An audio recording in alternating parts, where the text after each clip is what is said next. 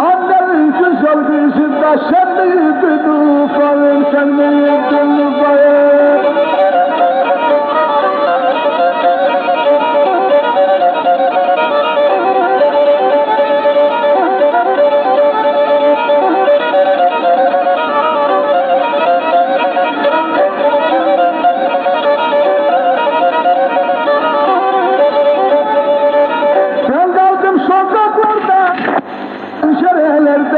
Ben kaldım sokaklarda, sen de pencerelerde. Allah almasın seni de bu uzun gecelerde. İnce bele olayında yürürken sallanıyor.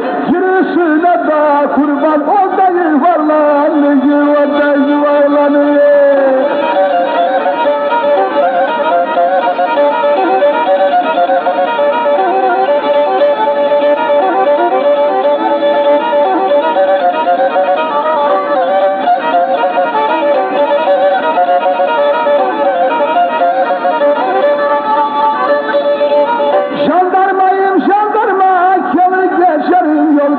Allah alsın anneni de kız kurtulalım ondan. O benim güzelimden alamadım bir haber. Allah alsın anneni kız babanla beraber. Annemin lan babanı salini taşıyalım. Onlar çıksın aradan kız rahat yaşayalım. Baban firahın oldu seçten yetmedi. Allah'ım affetmesin seni bana vermedi.